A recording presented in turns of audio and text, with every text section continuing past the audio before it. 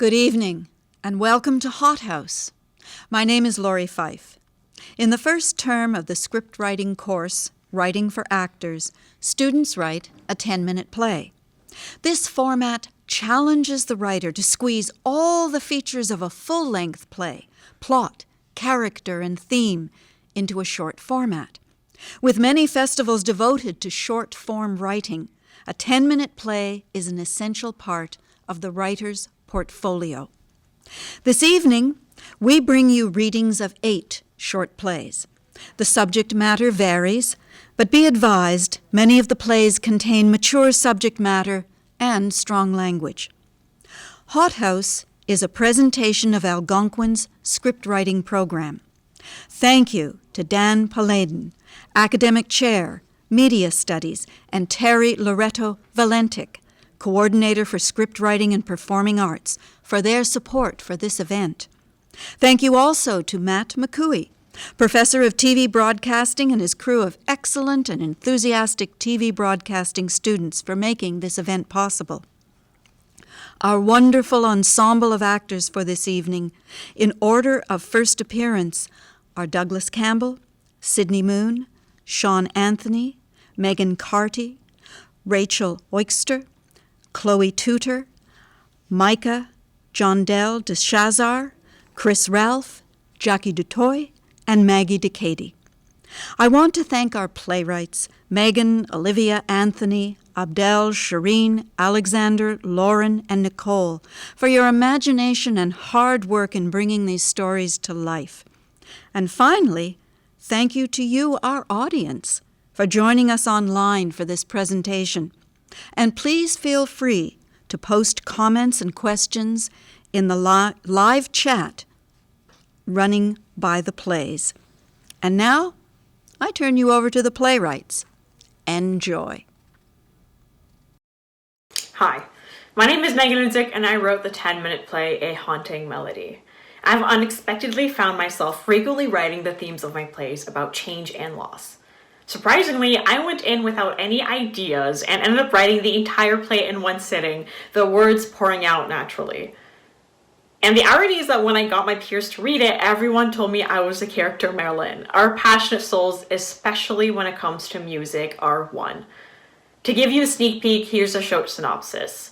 When a near-car accident triggers his haunting memories, Thomas is forced to face what he fears most, the truth. Even if he tries to avoid it, Marilyn won't let him forget.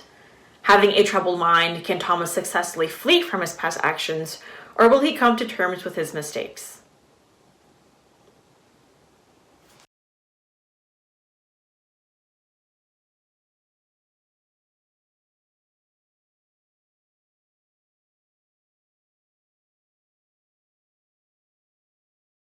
Lights up. Car center stage, its low beam shining. It is night. Behind the car, there is a projected background showing the car's rear-view mirror. We are moving along a long laneway. Sound of the running engine and tires on a gravel road. Thomas, the driver, is alone in the car. He is distressed, anxiously tapping his fingers on the wheel. I'm not gonna do it. Nope. I'm not doing it. No, I'm not. It's distracting. Gives me a headache. I said I won't. I'm not putting on music. I'm not.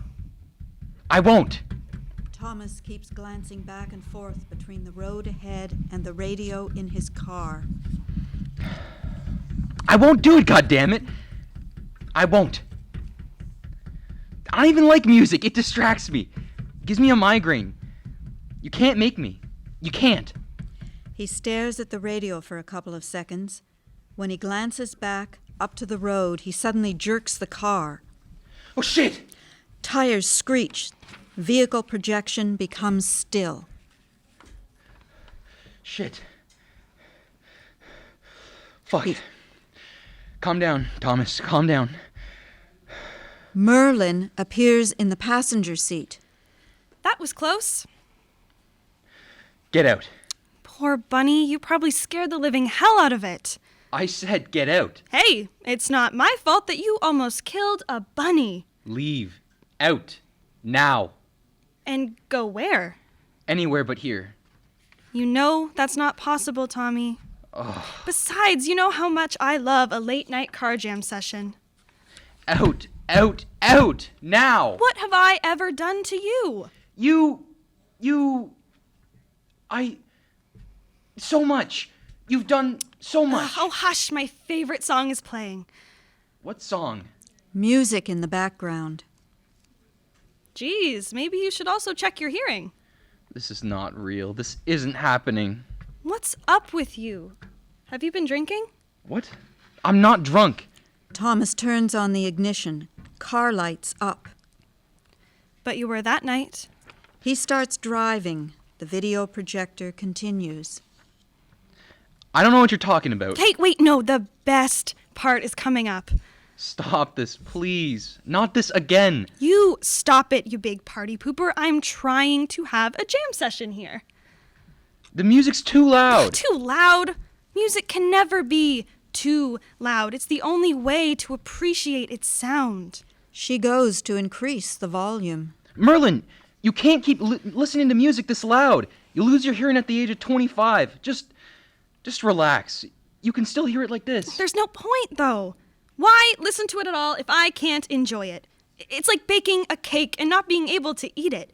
Everybody knows that the only acceptable way to appreciate a song is when the rhythm cancels all other sounds. Look how well that ended last time. I'm not saying it, Merlin. I don't want to think about it. I don't want to think about you. I don't want to think about that night. It's just music, Merlin. Just music? These notes aren't just music. These harmonies aren't just music.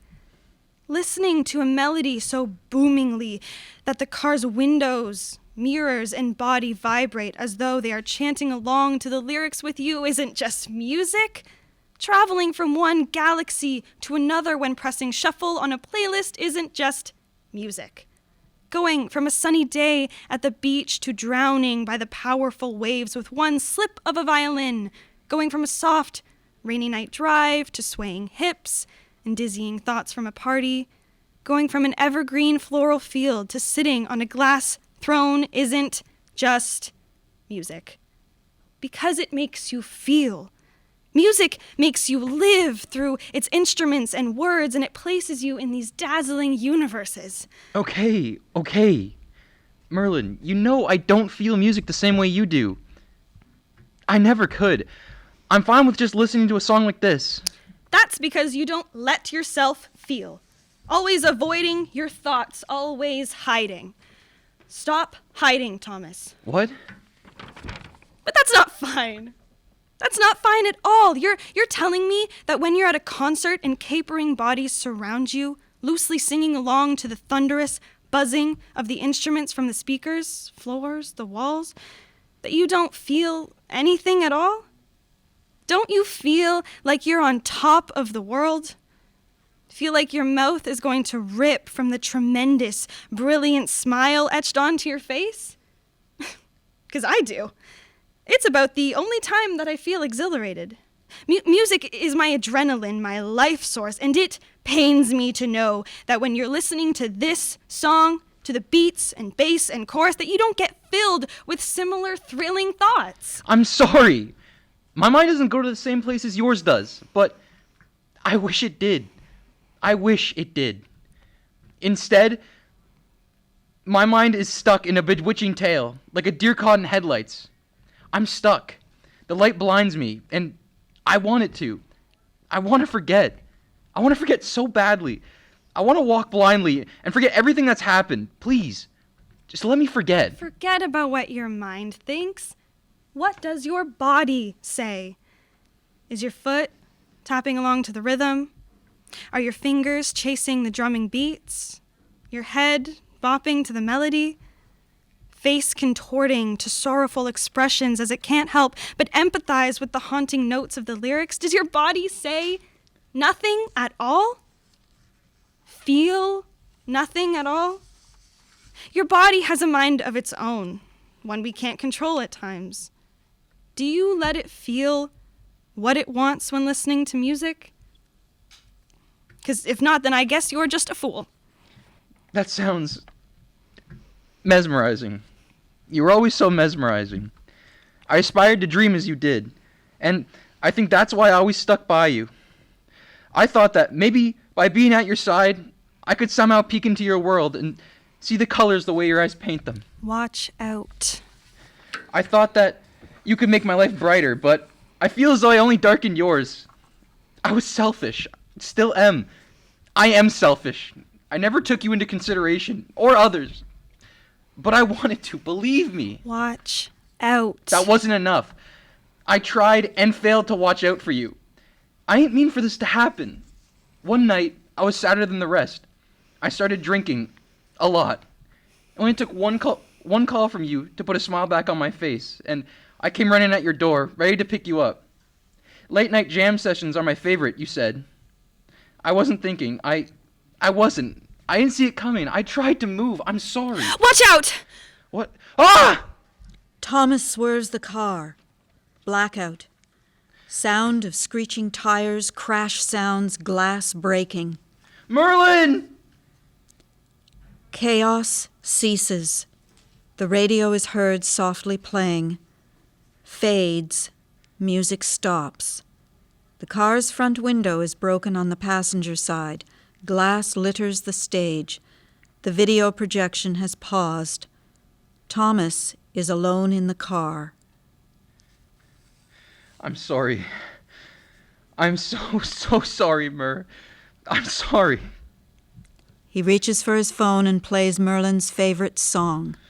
He turns the volume all the way up and then gets out of the car. This one's for you, Mer. Thomas starts moving awkwardly to the music. Gradually, his body gets more and more into the music.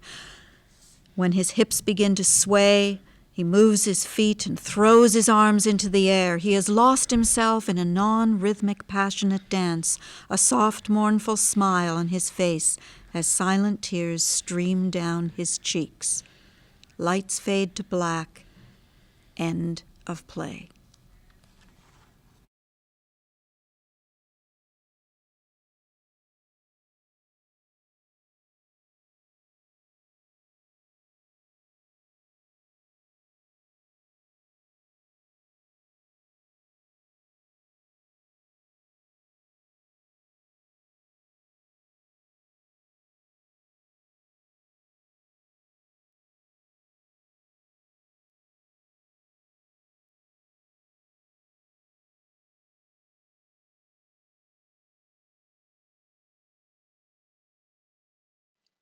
Hi, I'm Olivia Clutterbuck, and you're about to watch my 10-minute play, The Bloody Mess.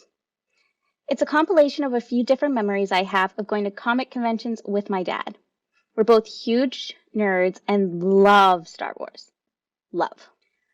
I decided to mix these stories together, push myself a little outside my wheelhouse, and try my hand at comedy. A bloody comedy, if you will. I hope you enjoy. Lights up. Robert and Patty walk toward a convention center. What time is the photo op again? 11:30. We have plenty of time, Dad. Don't worry.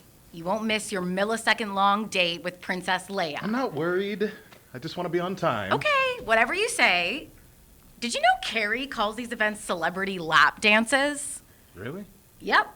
She basically thinks we geeks throw our money at pop culture heroes like people throw money at strippers. Oh, that's weird. Weird, but not wrong. Well, I've never really paid much attention to her outside of her work in Star Wars. I mean, she's perfection as Princess Leia. To you, she will always be royalty? Me too, but she's so much more than that. I mean, I looked up to her as Leia when you first introduced me to the series when I was small. And then I grew up and I discovered her work as an author and an advocate. She's kind of a badass. So, what was she like? When you met her, I mean. She smelled of cigarette smoke. She's about my height. Horrendous posture, but that's no secret. She told me I had nice tits. She said what? She told me I had nice tits. Don't make it weird. That was a very Carrie thing to say.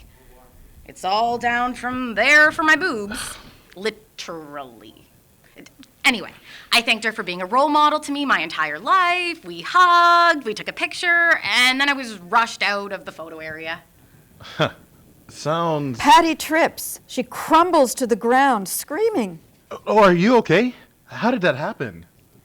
Crying hysterically, clutching her nose. There is blood. Breathe, Patty. You need to breathe. Ugh, I need to sit up. I'm choking on blood. Are you okay? I don't know. Hey, let me take a look. Oh, okay. We better go back to the condo. I think you broke your nose. I don't know what gave that away. Fade to black. Lights up, Patty holding a towel under her nose, staring into the audience as though looking in a mirror. Robert is behind her. Should we just go to the hospital? Why? It's a broken nose. All they'll do is... She jerks her nose, falls to her knees, letting out a shriek. Jesus H. Roosevelt Christ! God, why did you do that? It had to be done. Whether by me or by a doctor. Given we're in the States, I didn't want to deal with their medical system and then have to deal with the travel insurance on top of it. The way to ruin a perfectly good trip. Ruin a trip? Seriously? This is a whole new crazy of level, even for you. You shouldn't put your own nose back into place after breaking it. What if you damage your nasal passageways from this little stunt? I put my toe back in place after dislocating it and it was fine. A nose is no different. That was equally stupid. What? They're both dealing with cartilage. And what about you? That time you cut off your fingertips? You took care of that yourself. Only because you were too freaked out to take the bandage out then, and I needed to do something so I could drive myself to the hospital. Wait, you said Jesus H. Did you quote Outlander? Yes, I bloody did. Oh my God. We are here for a Star Wars and Carrie, not Outlander. Fine. This is not the nose you are looking for. Patty looks in the mirror, then looks down at her shirt. Dad, can you give me a clean shirt? This one is covered in blood. Right away. Where are your shirts? In my suitcase. Where? Suitcase. Where? In a galaxy far, far away. Robert re-enters and hands Patty the clean shirt. Thanks. I cut my lip inside and out. Let's see. Thanks. Anyway, we will be on our way to see Carrie in a few minutes. I just need to change and put some concealer on my nose. You're going to put concealer on your nose? Why? I don't want the discoloration on the bridge of my nose to show up in the photo. Come on, dude. Mom and I have been planning this trip for months as a belated birthday gift. The entire trip revolves around this photo op. Patty, you realize how much that's going to hurt, right? Why would you put concealer on a busted nose? It'll just wipe off as tissues catch the blood. Take your time. There's no rush.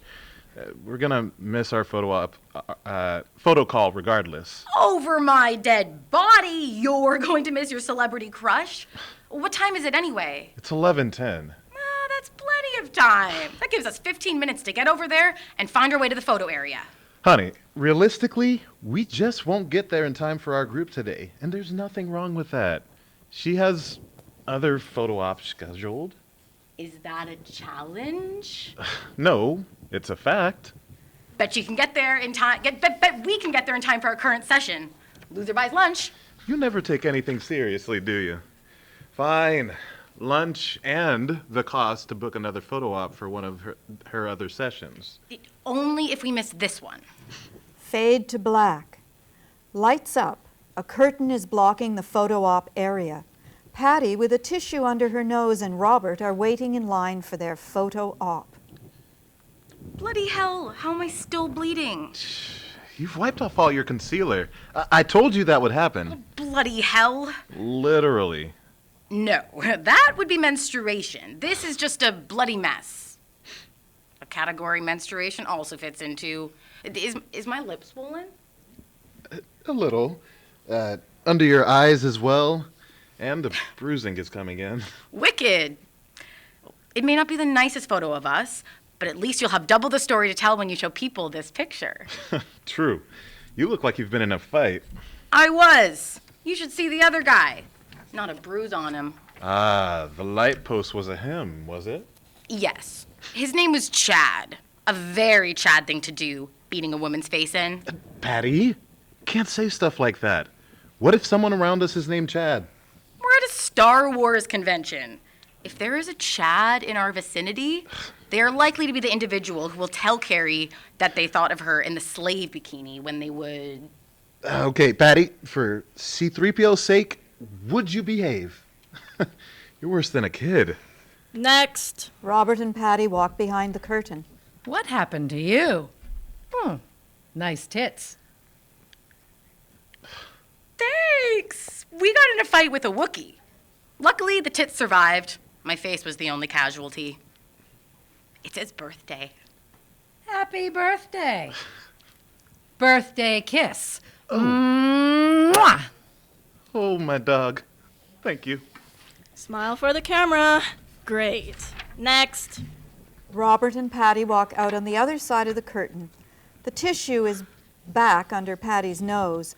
Robert, in a dreamlike state, is holding a hand to his cheek. I got a kiss from Princess Leia. You're never gonna wash your cheek again, are you? Nope. That'll make for an interesting shaving situation. Mom will never let you grow a beard, so razor burn or waxing? Hardy har har. Well, deal's a deal. We got here in time for our photo op with Carrie, as I predicted. What are you buying me for lunch? Really? Yep, I'm starving. Thanks, kiddo. Happy birthday, Dad. Come on, my scruffy-looking nerd herder. Let's get you some food. And a cold drink. My lip is killing me. They exit. Lights fade to black. End of play.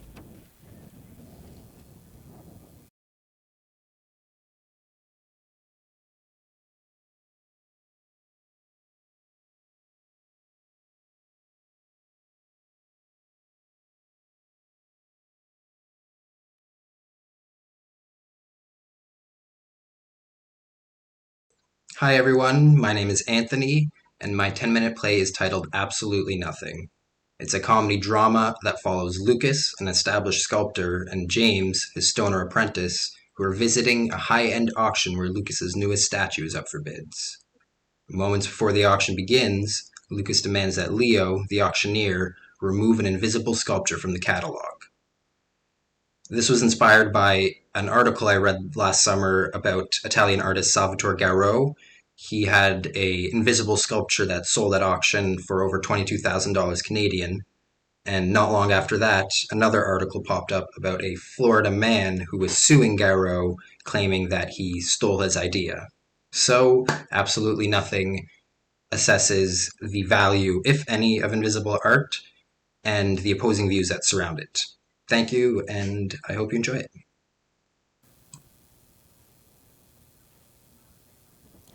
Lights up on a sculpture of two figures dancing on a pedestal.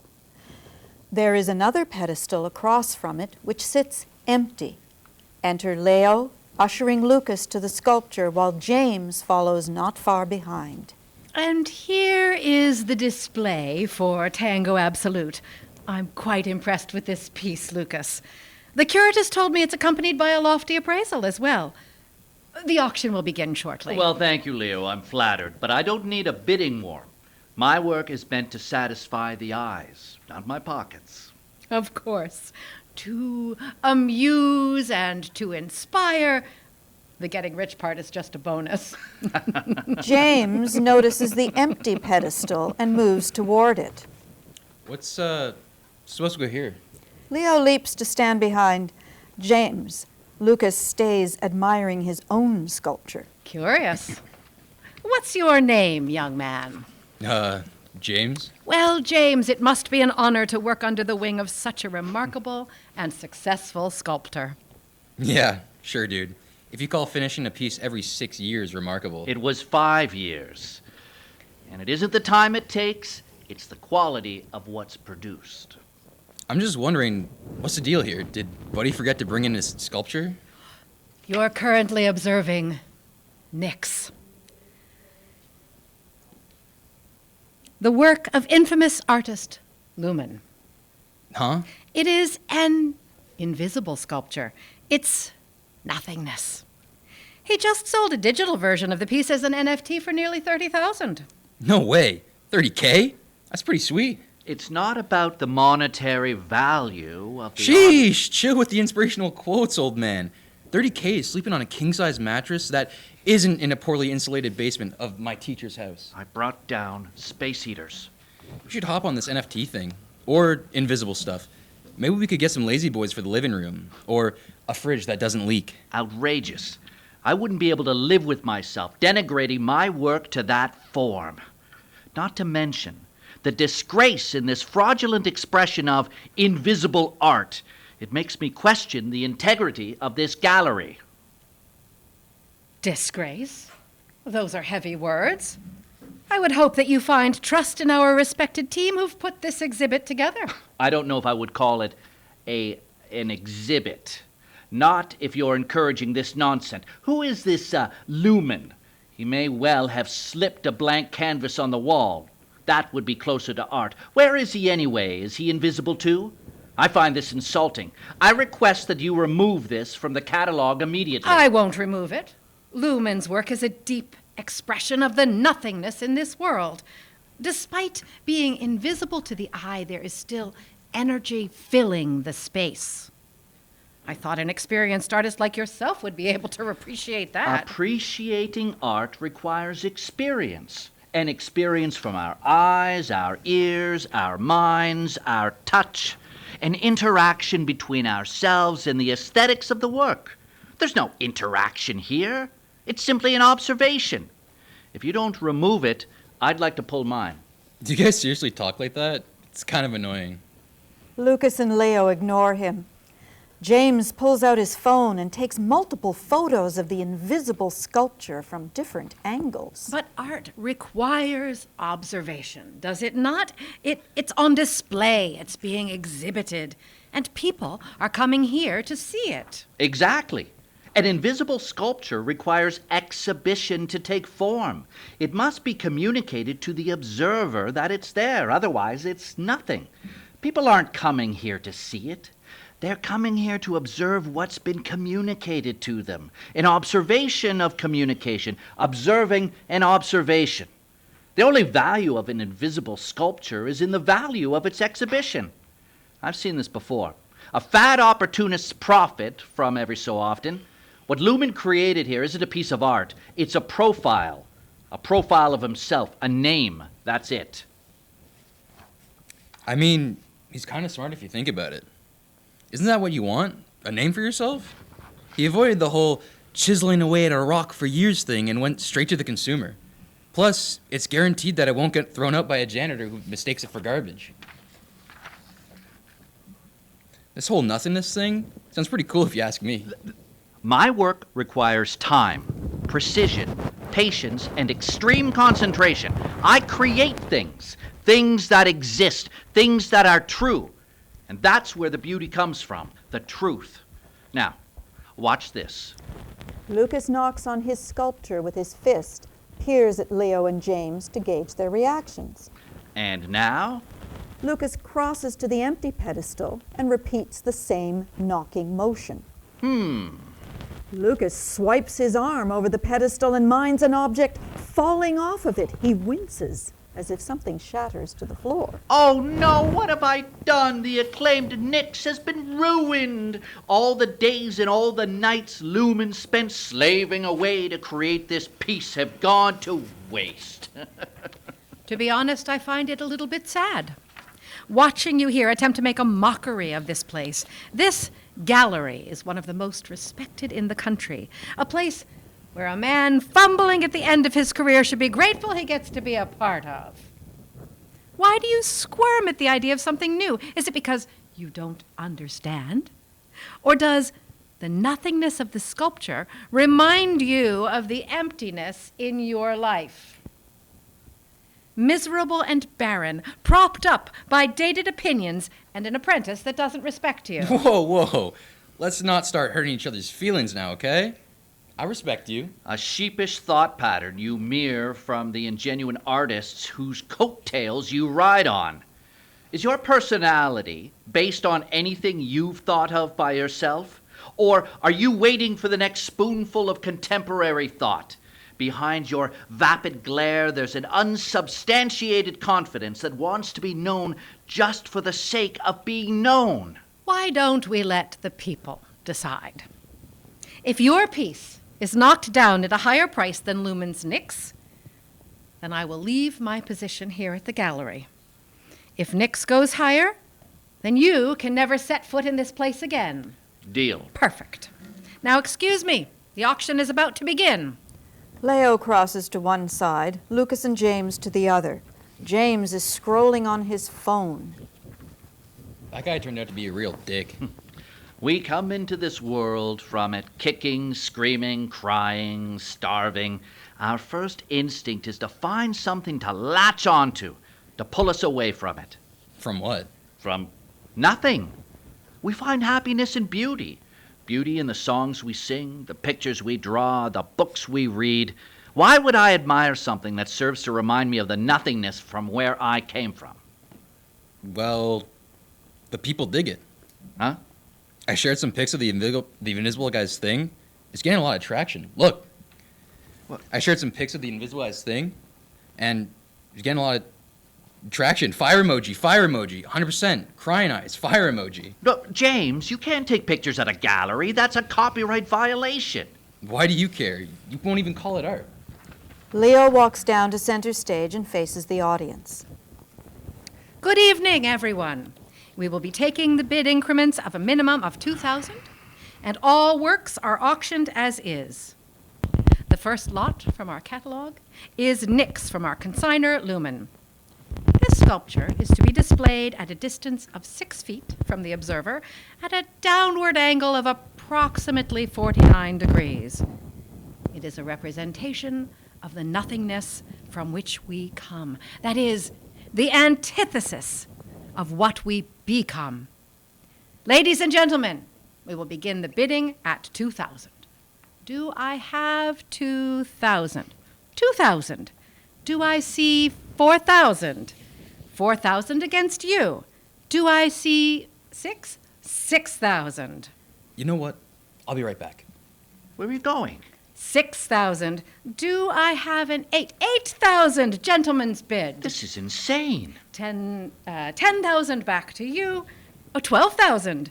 14 against you. Is there a 16? 16,000. Any further? Is there an 18? Last chance. And sold to you for 16,000. Moving on to lot number 2, we have Tango Absolute. Starting bid at 2,000. Is there a 4? A 4. And 6 back to you. 8, 10 against you. 12, 14, 16 against you. 18, 20. Are you sure you want 20? 22. Any further? Last chance? 22. And knocked down at 22. Yes! James, I did it. I won. I know. I started a bidding war. You what? I made sure your sculpture sold for more. I know what a bidding war is. Why, though? So do you have any spiteful words for me before I go? No, nothing. Lights fade, end of play.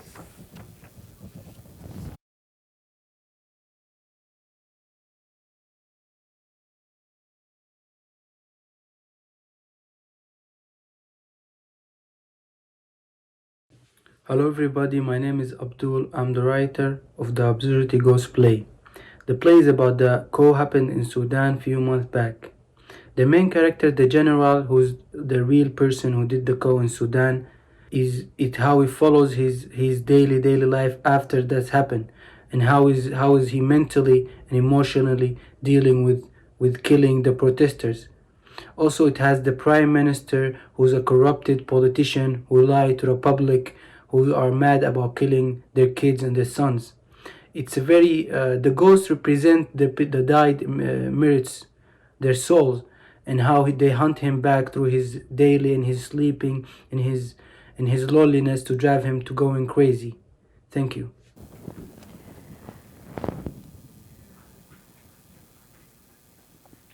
Lights up on Hasiba. She is sitting in front of a shrouded corpse, crying and slapping her cheeks. Military choir music plays loudly. Balul enters in full military uniform, strutting, followed by Abdul Salam in a suit and tie, carrying a file.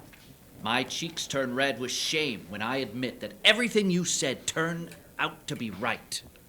This country was slowly crawling towards the grave. Thus we shook off the dust of neutrality, and we resolved to bear the heavy burden of the reins of government to avoid a future catastrophe in Sudan.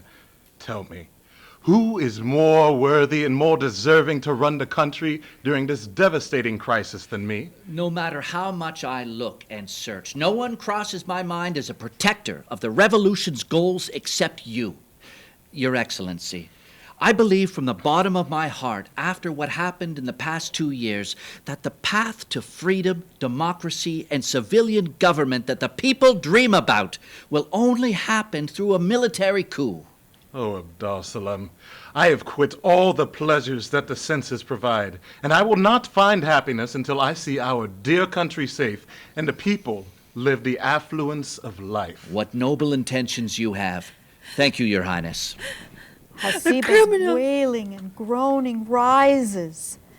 Abdus Salam asks for permission from Bahul and heads towards her. She points her finger at Bahul. The criminal! Abominable criminal! The hideous criminal who killed my daughter! Be quiet, woman. The arc of fate was taut, and your daughter was in the way of the arrow.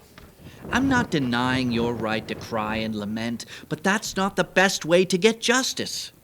We have formed an independent committee to investigate all the cases of the killing of peaceful protesters, and I pledge it with my life that justice will find its way sooner or later.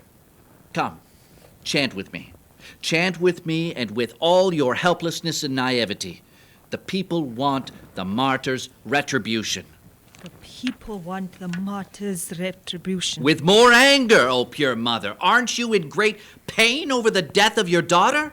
The people want the martyr's retribution. Excellent, excellent. The people want the martyr's retribution. Now, would you take the body and move away from the highway a little bit so it does not obstruct the pedestrians using the road? Hasiba carries the body and leaves while Abdus Salam returns to Balul. What is going on? Nothing. Nothing? Nothing doesn't need to hide itself. Tell me what's going on. A miserable woman whose daughter was killed during the protests following the coup. You were right. It's nothing. Scene 2. Lights up on Balul in his bed. He rolls over before waking up, frightened, gasping for breath. He pours a glass of wine. But as soon as he takes a sip from the cup, he spits it in panic. He looks at the red cup, smells it. Blood. There is a sound of movement from under the table. He shivers in fright and points his gun. Who's there? Get out and fight me, bastard. I was expecting an assassination attempt, but not this fast. Come out, you son of a bitch, and tell me about the cowardly traitor who sent you to kill me. Shahad comes out from under the table. She wears a white dress. All her body is painted white. Her hair is white and her eyes are white. He is shivering from head to toe. He fires 3 shots in Shahad's chest. She smiles. Oh, my blood is shedding. Oh, my blood is shedding. Help me, people. A murder. A soldier shooting a young girl. Help. Is there someone who can help? You savage creature that nature disavows. I seek refuge in Allah from you, whether you are a human or a demon.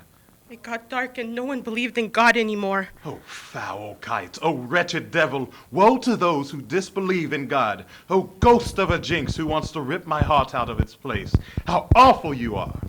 Would you like to see me peel my face with my nails? I swear on life and death that I am ashamed that you have shaken my manhood in this way. Do you not know that I have retinue consisting of the elite and the most valiant men who are acquainted with all the small and great things that occur in the country? And no harm will happen to me if a snake planted its fangs in my arms. Nothing will happen to me, even if lightning strikes me. But do they know that after the plague, rebellion, death, and chaos came, the mood became fiery? The dark sky stores the colors of revenge in the flash of lightning that strikes the eyes with blindness. The wind, in its fierce gusting and deafening rage, bombards without direction. The rotten vapors that rises from the bush are spoiled by pride, filled with anger and recklessness. And the souls that believe in death more than life are not hurt by the nails stuck in their bodies. Human is small and helpless, but he stands in front of the storm only because he does not care. Do you see this blood that you spit? I thirst for it, even if it's poison and mixed with pus and boils. She holds the bottle and drinks it until blood runs from her mouth. We know that to the gods we are like flies to kids. They kill us for fun. But our heads are stubborn and hard as marbles. Look. Shahad begins to bang her head against the table in a repetitive manner. There is a terrifying sound as Bahul is contemplating her full of fear. I beg you, stop.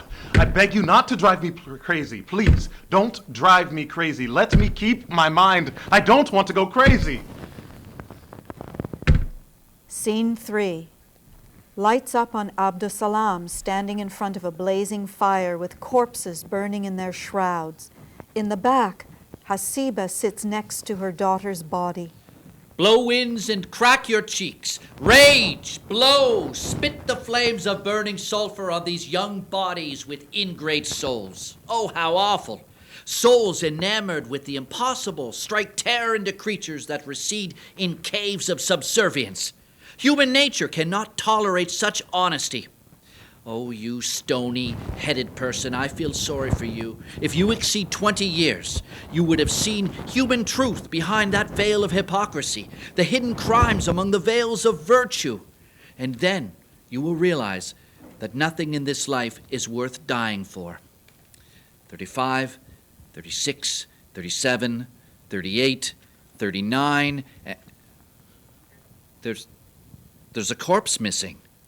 He wanders around, turns right, left, sees Hasiba and goes to her. Mother of the martyr, did you lose your mind? The presidential decision is clear and does not accept complacency. All martyrs' bodies must be cremated. No! 1,000 times no! My noble lady, it is your chance, your cause alone that I seek to win. Oh, how I pity your sadness and tears of pain. But the motive in this decision is not revenge or abuse, but love. The pure love of this country. I bear witness, the Almighty. I am in the middle of my greatest torment and misfortune, and in this impudent man commands me to burn the corpse of my daughter like the Hindus. I ask forgiveness of God, my mother. If I could give my life to bring your daughter back to life, I would do so. But that is God's decree and destiny. Excuse me for this proverb, but what is the harm in flaying a sheep after it has been slaughtered? You want me to throw my daughter into a pit to be burnt and ironed with fire? Stop talking and let me grieve and weep for my daughter. before she is buried under the earth. Woman, be patient and calm your mind. Burning the bodies of the martyrs is the only way for us to get the freedom and democracy they died for. It is one of the conditions of the World Bank for sanctions to be lifted from us. My honorable lady, the Independent Commission of Inquiry continues its hard work with diligence and integrity. Soon justice will be achieved, and we will see the killers in the gallows and the cells. But we must support them with peaceful protests and sky-high chants. Come, chant with all the anger, pain, and suffering. The people want the martyr's retribution. The people want the martyr's retribution. The people They want chant the martyr's together. retribution. Then Abd salam sneaks in while Hasiba continues chanting and picks up the corpse and throws it in the fire. He watches it burn as the lights fade. Scene 4. Balhul sitting at the table, sipping coffee, reading a newspaper, with relief on his face. Enter Abd salam. A calamity, a terrible calamity has befallen us. What bad luck this morning. More demonstrations and deaths, right? No, Your Excellency. The air is polluted with blinding germs. What do you mean? Are you crazy? An infection, sir. It spreads in the air and affects only the soldiers. The soldiers are screaming in the streets, and the barracks have turned into a hotbed of deranged blind people. You are lying. What you say is a fantasy and an anomaly. I swear with my life that this is what is happening now. And if I were not afraid that you would be afflicted with infection, I would have told you to go out and see with your own eyes. God, Allah, it's ghosts. Let the sky fall on us and the world, and I told you it was true. Yes, Your Excellency. The strange thing is that the blindness began with the soldiers who burnt the bodies of the martyrs. They were talking about the ashes that got stuck in their eyes, and they could not stop scratching their swollen sockets until they bled black. I was with them, and nothing happened to me. The infection affects the soldiers only. It's more terrible than it can be described, sir. What a terrible situation. What a terrible situation. May God protect us all. Mr. President, by permission, I have to go immediately to meet the Minister of Health. It's a ghost conspiracy. Hurry back. I'm counting on you to save the situation. Abd salam leaves and Balhul starts to look around suspiciously. He stands up and stays quiet for a moment. Then with a sudden move, he raises the table cover to look under it. You are the one who brought this affliction, you damned one. Do you hate me because you're languishing in sorrow, injustice, and death? Wait a minute. Shut up. What are you saying? Abdul Salam transmitted the infection to me. I found it. I found it. He starts to undress, stays in his underwear. Who am I? I'm not a general. I'm not a soldier. I'm a normal person, nothing more. The infectious dog won't bite me as long as I'm stripped naked. Where am I? Is this beautiful daylight? I must have been very deceived. If I saw another human being like me, I would weep pity for him. I don't know what to say. I can't swear that these hands, my hands, used to carry guns. What do these hands do? Are you making fun of me? Yes, I'm a senile old fool, and I'm afraid I'm not in my best mindset at this moment. I don't know who I am. I don't know this place. I don't remember the time, but I know you're all around me, though I don't see you. Stop laughing, I beg you. Stop laughing. The sound of your giggle burns my ears like molten lead. If I had poison, I'd take it so we could die together. No, we will not die together. We will sing together and live alone in this prison, safe from infection. Sing like birds in a cage. We will remain inside the walls of this house while everything changes outside. I finally found you, my daughter, and no one will separate us anymore. Come, my daughter. Time will eat our skin and flesh before we get out of here. We'll see them all die of infection before they get us. Come, my love. Come! Fade to black. End of play.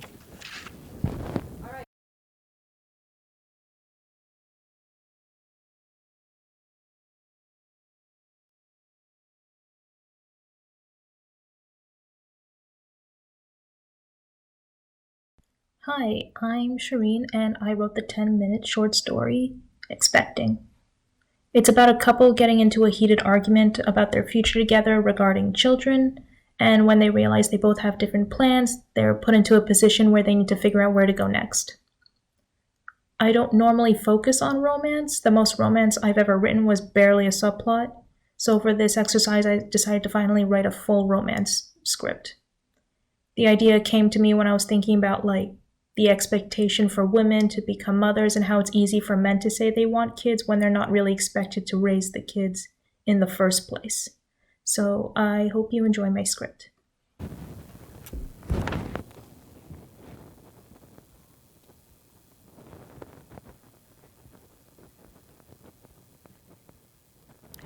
Lights up on the stage as Arabella and Milo are arriving home. They remove their jackets and footwear, not making eye contact with each other. Milo drops his keys in a bowl. Arabella heads toward the bedroom. I'm heading off to bed. No, you aren't. Not really up for you to decide. It doesn't matter. We need to talk. What is it? What's up with the stunt you pulled, huh? You ever heard of manners? I don't know. Has your mom ever heard of boundaries? Not my fault she wasn't happy with my answers. So that made it okay for you to snap at her? I mean, we were having a good time. Yeah, that was before your mom decided to pester me about having kids. Oh, what? So now she can't ask questions? Not ask, Milo. Pester. She was pestering me. You've been together for 4 years, Arabella. When am I going to get some grandchildren? Are you sure? You'd make such a beautiful mother, Arabella. What do you mean you don't see the appeal in changing diapers? You're a walking uterus, Arabella. Get to Okay, it. that's enough. No. I'm not done. Yes, you are. You don't get to talk to or about my mother that way. Mama's boy. Defending my mom doesn't make me a mama's boy. Defending her when she crossed a line does. I tried being polite, but she kept pushing my buttons. You can only blame me for so much. So what if she's curious? I mean, we haven't even properly talked about this together. Yet, I mean, you always dodge the topic. You're busy, you're tired, you're not in the mood, you're not sure yet. I mean, you can't run away from this conversation forever. Is the idea of maybe having kids really that bad? Yes. I'm going to bed now. It's late. No. Just sit. I'm not a dog. I never said you were. Sit down. I don't want to fight. I don't want kids. Okay. Have you actually thought the whole thing through? You know what's funny? I don't think I've ever heard anyone ask that question to people who do want kids. Why am I the bad guy for wanting to keep doing what I've been doing all my life? You didn't answer my question. I think I very much did. Now you answer it. What? Have you thought the whole thing through, Milo? Are you ready to clean up after someone that'll depend on us to survive? Or wake up at 2 a.m. because the baby's crying and you don't even know why? Are you going to change its diapers not because I can't, but because you understand that's your job just as much as it is mine? You gonna memorize every little thing about this kid? Blood type, allergies, birthday, friends' names, favorite color, favorite animal, favorite anything? Are you patient enough to deal with the tantrums and the teen angst? Because I know you can barely wait during a commercial break. What if the kid doesn't match up to your expectations? What lessons are you going to teach them to prepare for life? Do you want kids because you think you're qualified or because your mom wants grandchildren? Have you thought any of this through?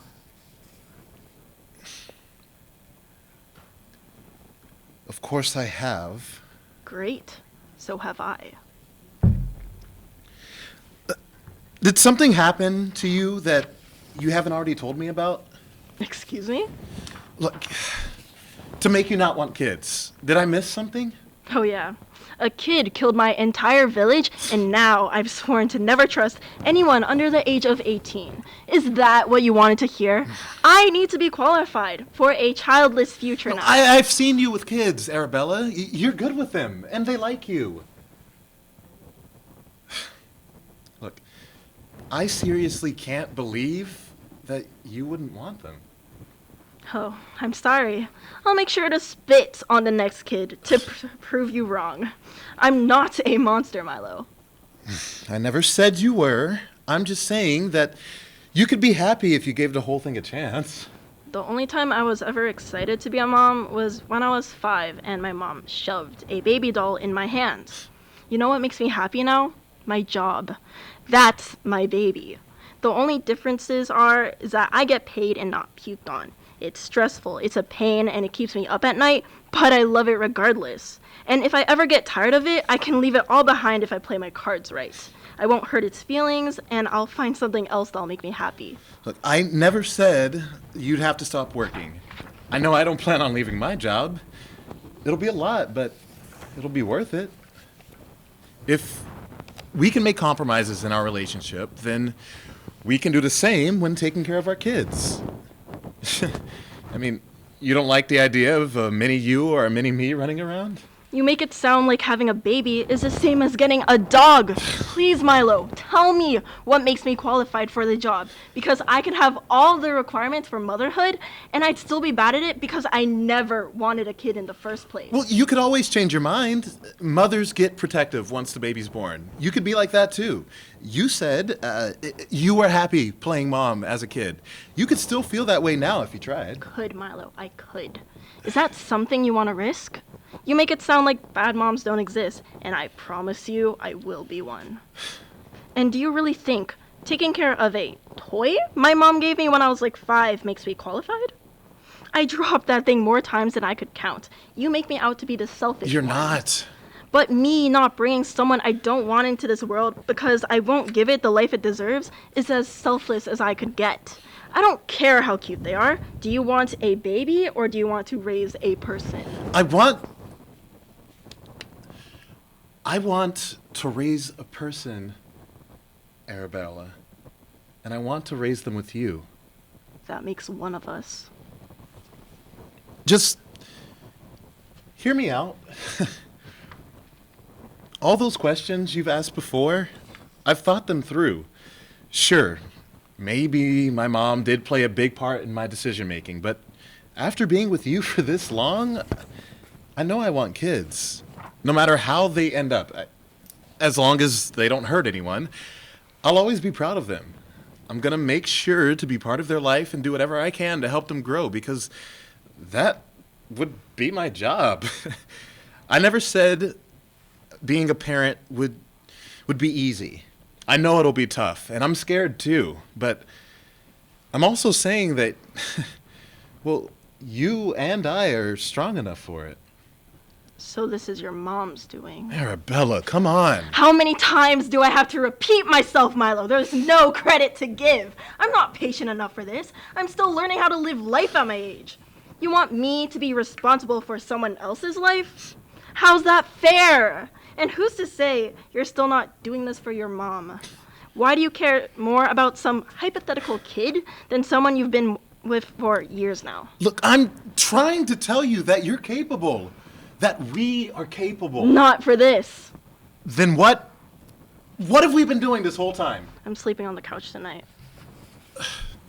Look, Arabella, I'm sorry. I'm sleeping on the couch. I didn't mean it that way, Arabella, please, just... Arabella starts putting her shoes back on and getting her jacket out of the closet. What are you doing? I never said this couch. It's late. Look, let's just both go to bed. Sophia should still be up. I can crash at her place. Milo approaches Arabella. He tries to stop her from putting on her jacket. Look, you're tired. Let's just... That's what I've been saying this whole time, and you wouldn't just drop it or save it for tomorrow. I'm going to stay there for as long as she'll allow me or I see fit. In the meantime, you can sit there and ask yourself if you want a kid more than you want me.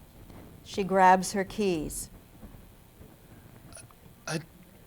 I don't want to make that choice. Sounds to me like you already have.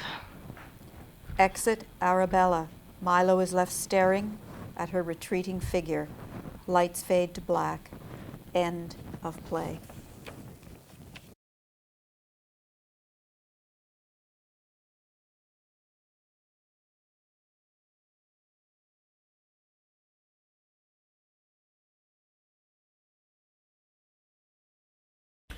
Hello, my name is Alex Fortin, and I am the writer of Homesick. It is a 10-minute drama about a young writer who moved to a new town and is experiencing a lack of motivation and just having a hard time dealing with his first project. I have spent the last 10 years of my life writing and performing stand-up comedy, so this venture into dramatized stage play is pretty new and exciting for me. The play itself is sort of about me writing this play. It's a young writer who moves away from home and is having trouble, getting inspiration for a project. And so I went through my day-to-day life and sort of interacted with the memories of the people that meant most as I went through my day, and that inspired me to write this story. So I had a lot of fun writing it. I learned a lot about myself and my writing process and my abilities as a writer, so I hope you take a little bit away from that, and I hope it doesn't suck. Enjoy.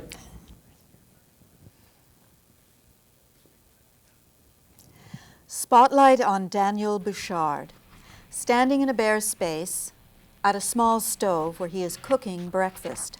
Favorite hip-hop sounds play loudly. Enter Sasha. Sasha hugs Daniel.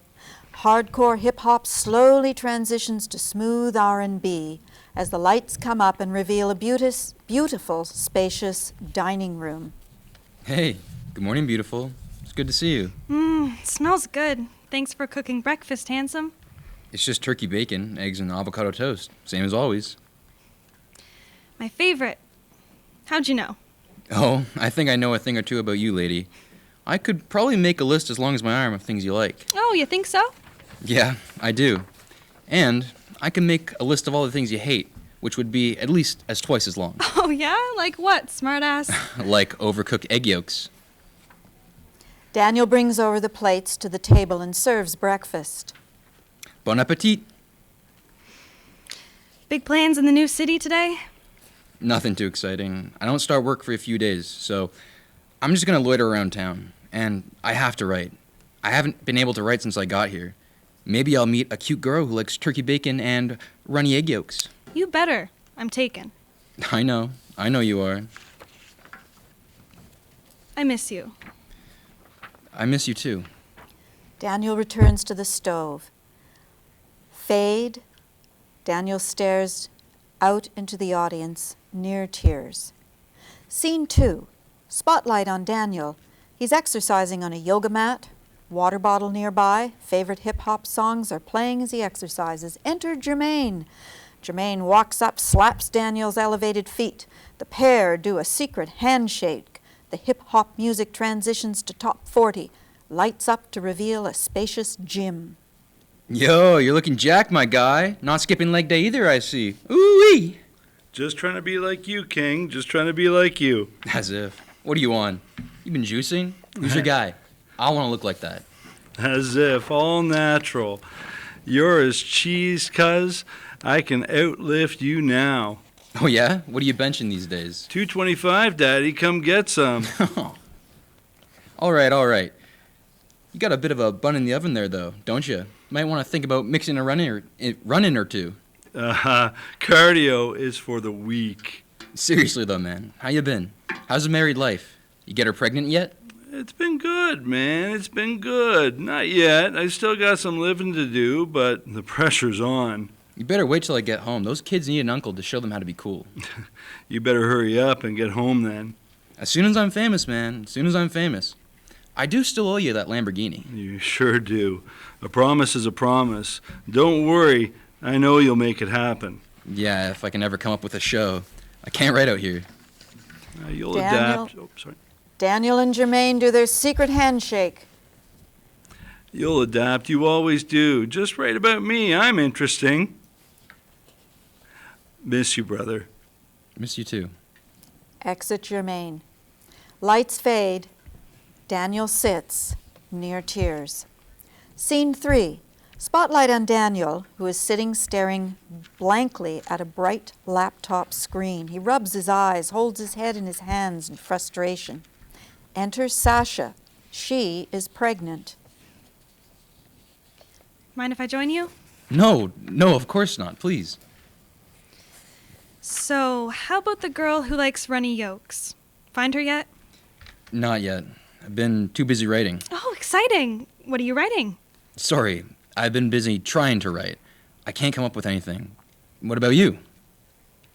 Looks like the yolk's getting a little hard in there. Yeah. Bought a house, too. I saw that. Instagram. He treats you all right? Does it feel like champagne and sunshine on yachts in Italy, just like you thought it would? It's better. I'm happy for you. Maybe Mr. Perfect has some ideas I can submit to the studio. I start work Monday, and I've got nothing. Why don't you try writing about the girl who likes turkey bacon and runny yolks? You know, it's not half a bad idea. Exit Sasha. Lights fade, leaving Daniel alone again, near tears. Scene 4. Spotlight on Daniel, who is sitting on a bar stool, a beer on the table nearby. Daniel is chalking the end of a pool cue. Enters Serge. Serge looks like he took a time machine right from the 1980s, walks up and carefully unpacks a pool cue. The space behind them lights up to reveal a spacious bar and a pool table. Serge reveals 2 shot glasses. The 2 men play pool throughout the conversation. Salut, mon ami, eh? You look like you could use a partner, huh? How about $10 bet, huh? I don't know if I'm much of a betting man. Ah, come on. Look at it like this. I already bought you the shot, huh? So even if you lose, you're just paying me back, huh? C'est seulement $10. Okay, fine. Oui. Okay. Go ahead. You break. Nothing. Your turn. I missed 2. This is already better than the last time I played pool. Oh, yeah? What happened last time? Well, the last guy I played with, he threw me right out the window. The glass, how you say it, piece of glass, it sliced me right here, right down the side. So, you know what I did? What'd you do? Your shot, by the way. I came right back in, huh? I walked right up to him. I look him right in the eye, huh? Then I look at this petit chum and I say to him, you better call an ambulance, huh? Then I turn back and I let him have it. Clac! Right dans les chiclettes, huh? So, he's bleeding everywhere. I'm bleeding everywhere. Everybody is freaking out, right? So they call the ambulance. He's taken to the hospital. I leave with my friends, but I'm still bleeding. I pass out on the back seat of the car, so they take me, huh? And guess what? Christ, if he wasn't there at the same hospital. So, he gets stitched up, I get stitched up, and guess what? We head back to the pool table, huh? We head back, have another beer. We're still friends to this day, huh? Oh, look, just the 8th ball left, huh? Ha ha. Wow. A good game. Daniel hands Serge a $10 bill. Barkeep, 2 more shots, please, huh? Double or nothing? I really should get going. I've got some work to catch up on. I think I just had an idea for a script. Okay, well, don't be a stranger, huh? Give me a call. Anytime. Will do. Serge exits. Daniel returns to his bar stool. He is sad, near tears.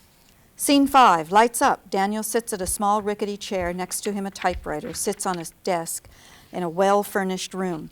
He's holding a phone to his ear. Sound of ringing. Phone is picked up at the other end. Hello, my son. How are you?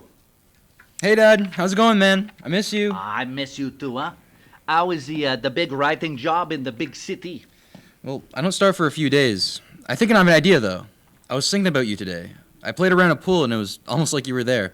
I was just thinking about Sasha and Jermaine, too. Pool. I haven't played pool in years. You know, one time when I was young, guy threw me right out the window at the pool hall. The glass hit how you say it, a piece of glass, sliced me right down the side. So, you know what I did? What'd you do? I came back. I walked right up to him, I look him right in the eye. I look him right in the eye and clack! Right dans la chicleta. He's bleeding everywhere. I'm bleeding everywhere. Everybody is freaking out. So they call an ambulance. He goes to the hospital. I leave with my friends. I pass out in the back seat of the car. So they take me, and guess what? Christ, if he wasn't there at the same damn hospital. He gets stitched up, I get stitched up, and guess what? Guess what happens, We head back to the pool hall and have another beer. We're still friends to this day. Anyways, my son, I have to go, Don't be a stranger. Call any time. Will do. Phone clicks off. Spotlight on Daniel alone with his typewriter. Daniel begins typing enthusiastically. He is smiling widely. Fade to black. End of play.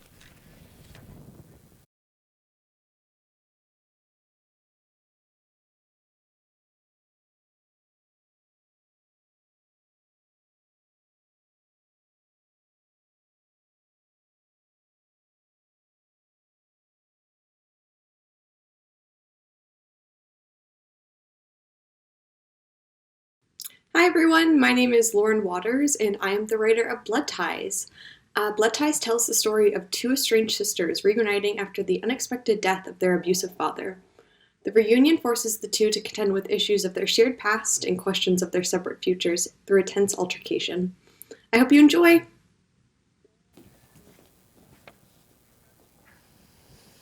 Lights up in a living room, the picture of Midwestern Americana. Every detail of the room is kept neat and clean. The body of a middle-aged man is lying across the floor. Blood pools beneath him, staining the carpet. Rebecca enters, throws her coat over the chair. Approaching the corpse, she studies it quietly for a moment before kicking it harshly in the abdomen. Definitely dead. She takes one look at the body before haphazardly stepping over it, landing her foot in the pool of blood. Realizing what she's done, she looks down at her boot and sighs in annoyance. Great. She wipes the blood off her boot onto the carpet. Nellie? Eleanor, it's me. Eleanor stumbles into the room, bloody knife in hand. Blood splatters, stain her clothes and hands. She freezes, her gaze fixed on something far away. Hesitates for a moment before crossing the floor, once again stepping over the body and the blood. Rebecca approaches Eleanor cautiously, gently takes the blade out of her hand and tosses it across the room. Eleanor finally looks at her sister. Rebecca pulls her into a tight hug. You did it. Eleanor nods softly, rubbing her bloody hands along Rebecca. I need to go change. We should call the cops. Already did. When? Just before you showed up. And they're not here yet? Their budget got slashed months ago. Dispatch has been slow ever since. Some people think they're doing it on purpose to protest, but besides, it's not like they're going to do anything now. What did you tell them? Just what happened. Did you tell them it was self-defense? They already Did you tell them about his past and about the drinking and the... They already knew. It's not like he was particularly good at hiding it. Good. That's good. My friend in New York, he's a lawyer. He said that's important. He said you should establish self-defense and then shut up and let your lawyer handle the rest. He's really smart. Went to Harvard and everything. Is that where you're living now? Sometimes. Frank's family is from there. He wants us to move back full-time, but who knows? It's just so busy and not really my speed. Who's Frank? Oh, yeah. She slaps her head in jovial frustration and reveals a large ring. My fiancé. Congratulations. Thank you. He makes me so happy.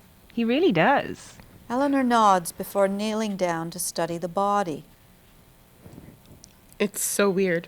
Even now, he looks pissed off. Probably is. Whatever pit of hell he's burning in now, I'm sure he's not too pleased you're the one who put him there. I need a drink. Eleanor produces vodka. Still using my old hiding spots? Only the places that work. I swear to God, that man can sniff out booze like he was a bloodhound. 2 asshole fathers being murdered. So, what's he like? Who? Your fiancé. He's the best. He's funny and charming. Comes from a really great family. That doesn't surprise me. What do you mean? Well, you always did seem to have an eye for the best, even if it was the best of this dump. What can I say? I have exceptional taste. You ran the gauntlet of the finest Caper Town had to offer. I did not. Do you remember Bernie Benders? Had a car? Fender Bender? That's the one. Yeah, yes, I took him to prom. No, you had him drive you to prom, where you promptly ditched him and spent the entire night with Brad Feigelman. Oh, I forgot about that. Does he still live here? Sure does. What's he doing now? He's working down at the station. And now I see why the police take so fucking long. You know, I had the biggest crush on him. No way. Did you tell him? No. I don't think he ever got over you breaking his heart. I didn't break his heart. He still hasn't dated anyone else since. You should have seen his face when I told him you were coming back into town. It was like he saw a ghost. Well, maybe you can tell him how you feel at the station. It's strange. It's like I know that time has passed, but when I was driving through town, I could barely tell. Even the people, it feels like nothing has changed since I left. Well, some things have changed. Look, I'm sorry I wasn't there with Mom and everything. Are you? Of course, I never thought... You didn't even call. Neither did you. If I had, would you have answered? I told you she needed help. She needed someone to stay. And I told you Mom wouldn't have wanted us staying in this hellhole for her. You abandoned her. It's not like I could have changed anything if I was here. She asked for you. Towards the end, she was barely lucid. She could hardly speak, but she still managed to ask where you were. And I didn't know what to tell her. I'm not going to apologize for living my life, for not trapping myself in this town with him. You don't know what he was like. I'm the only one who knows what he was like, and you left me alone with him. You didn't even tell me you were leaving. I just woke up one morning to you gone. No note, no apology, nothing. I'm sorry. I wasn't willing to give up my only chance at actually having a life for you. You just stole mine to do it. You could have left too. After Mom died, there was nothing holding you here. And where was I supposed to go? I had no money, no boyfriend to sleep with who could pay for me. Jesus Christ, I can't believe you said that. Because it's true. You don't know my life. No, but I know you. This is ridiculous. Fucking ridiculous. You always just been so jealous of me. Of course I'm jealous of you. Your jealousy doesn't make me a bad person. They are interrupted by the sound of a siren. The room is bathed in red and blue light. And I'm not a bad person for wanting what you have. I'm sorry. I am too. Pounding on the door. Neither Rebecca nor Eleanor move. The police burst in, led by Officer Benders. Rebecca Thomas? Rebecca Thomas, you are under arrest for the murder of Brian Thomas. He handcuffs Rebecca as Eleanor looks on. What? No, you have the wrong person. I didn't. You have the right to remain silent. Anything you say can and will be used against you in the court of law. You have the right to an attorney. If you cannot afford an attorney, one will be provided for you. I didn't kill anyone. She did. Understand the rights I have just read to you? With these rights in mind, do you wish to speak to me? Hey, now, you did the right thing calling us. Thanks, Barney. Billy, please tell them what happened. She stabbed him. He was trying to kill us both. I was barely able to react before she grabbed my kitchen knife. She walks over to where Rebecca had dropped the knife. Officer Bender nods along to her story in apparent agreement. We'll have you come down to the station later to give a proper statement. In the meantime, we're going to need to get CSI in here, so I'll have to ask you to vacate the premises. That won't be a problem. I've been waiting a long time to get out of here. He tips his cap to her before dragging Rebecca away. They exit. Eleanor takes one look back at the room and smiles before exiting. Lights out. End of play.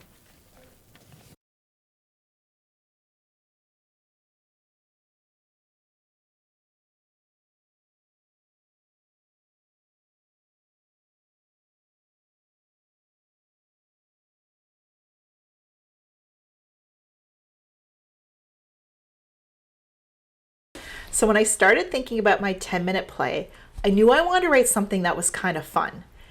And that got me thinking about 12-year-old me, because 12-year-old me was silly and goofy. And then I remembered when I was 12, my ultimate dream was to grow up and marry Joe McIntyre from the New Kids on the Block.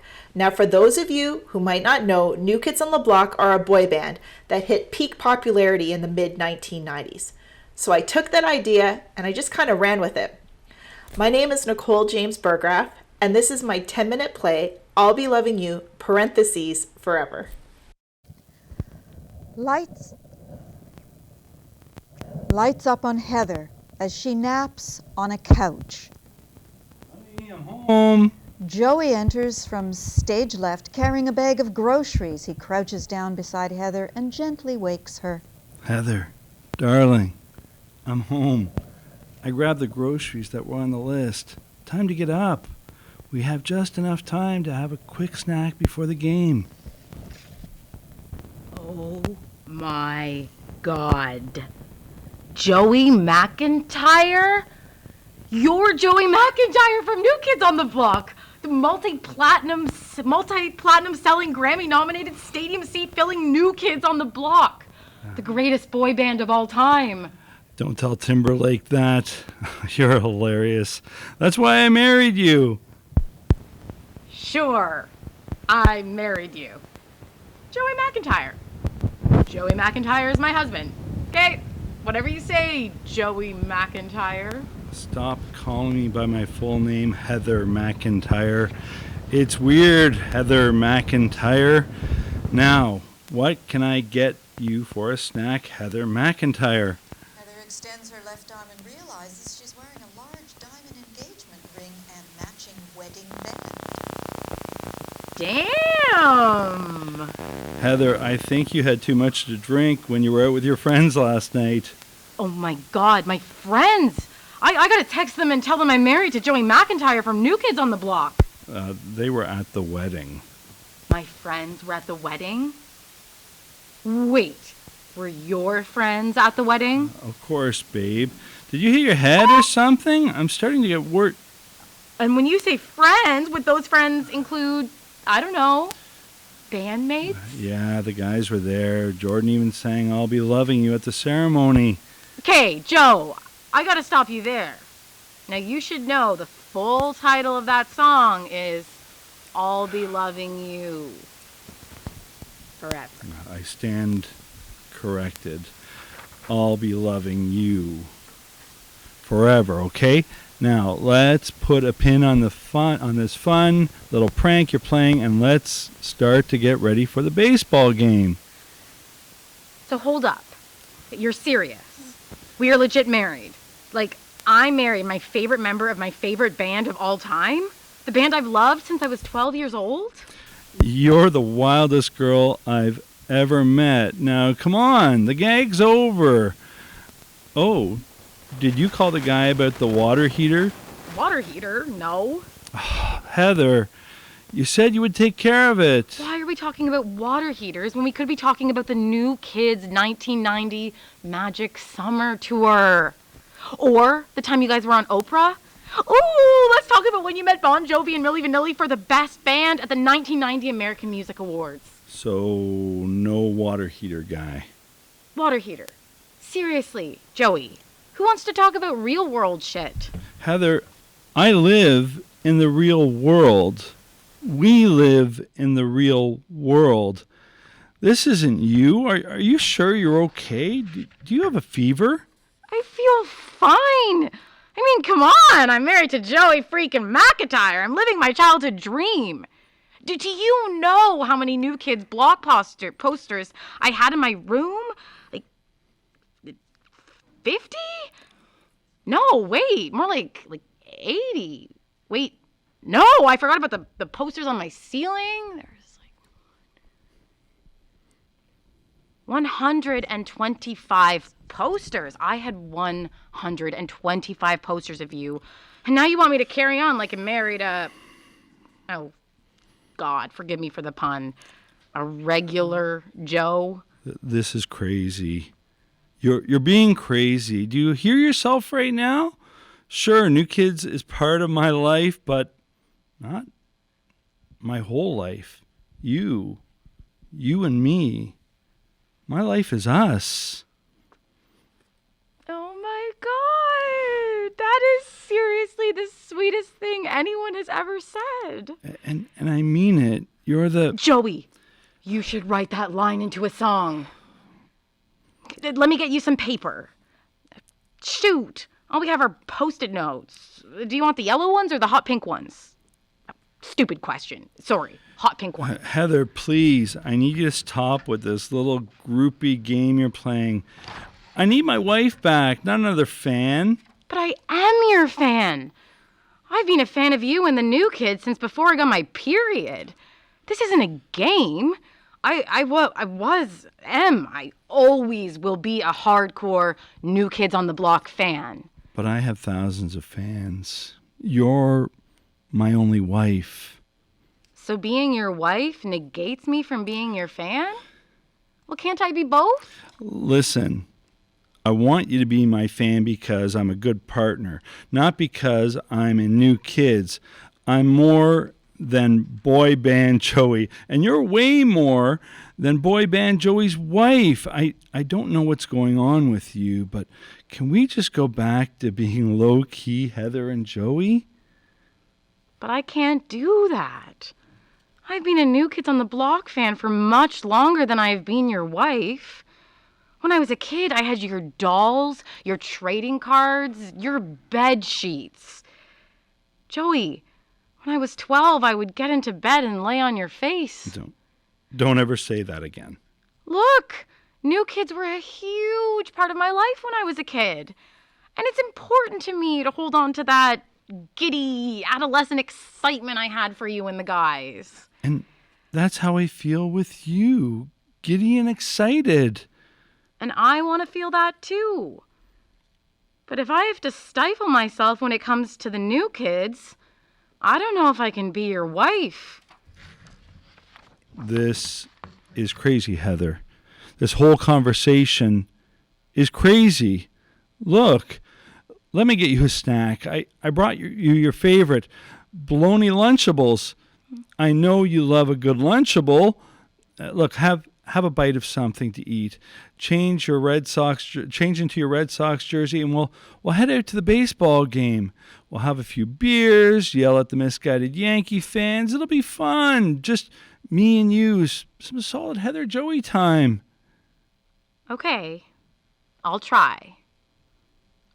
Did you want the Kit Kat bar that comes with my Lunchable? Always. I'll always take any sugar you want to give me.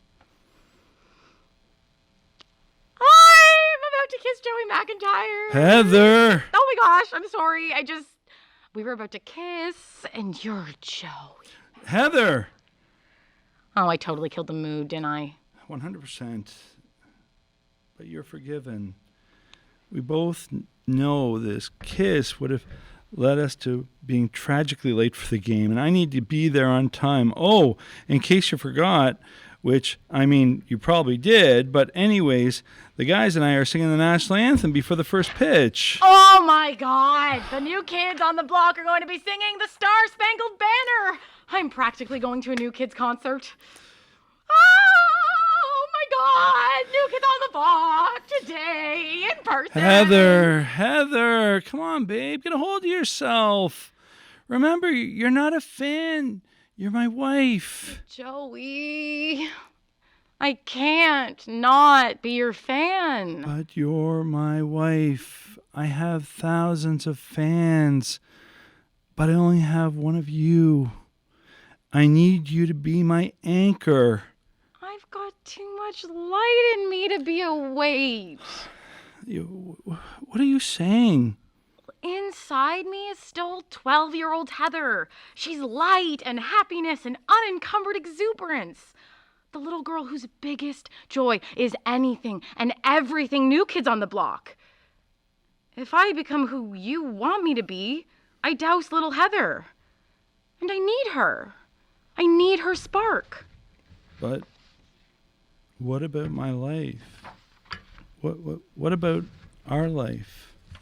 Well, there can't be an our life if I don't have my life. I can find another husband. I can't find another boy band. Look, I'm not asking you to change who you are.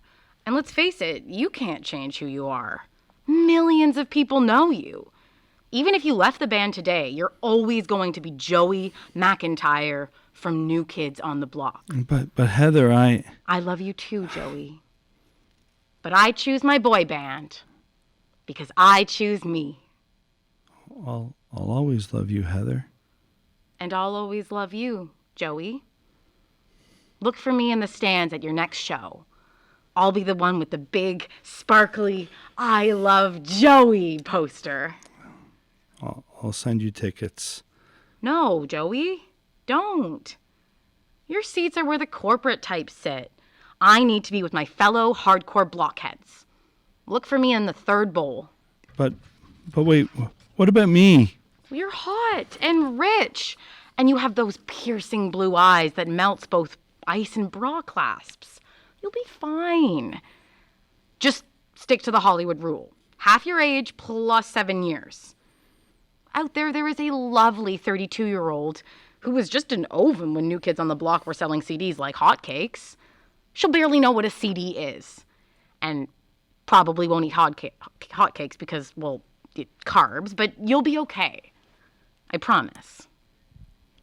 So that's it? That's the end of Heather and Joey? Please don't go, girl. Heather leaves Joey's embrace and takes a few steps before turning around to face Joey one last time. I'll be loving you forever. Lights fade. End of play.